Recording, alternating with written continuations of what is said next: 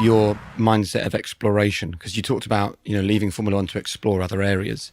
I think also it allowed you probably to see Formula One through a completely different lens that you'd seen it through for the previous 20 odd years. So when you stepped away from Formula One and suddenly overnight you're no longer Fernando Alonso Formula One driver, you're former Formula One driver, and you no doubt watched the sport, what did you learn that you simply couldn't see when you were in it? I saw a lot of things.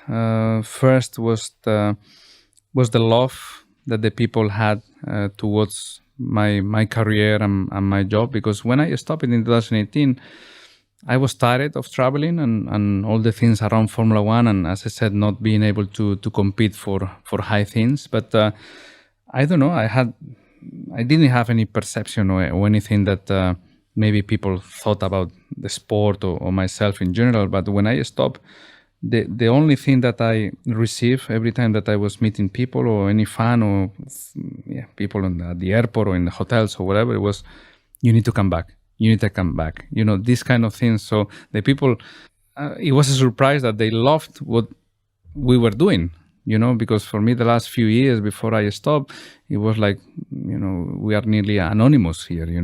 This is not, no one is seeing us, and the sport was not maybe great as it is now with all this Drive to Survive and Netflix and all these things. So I thought that it was much less interest, but I was surprised of how much love I received from people. And then, I saw Formula One, which is in motorsport very different than other categories, much more selfish, much more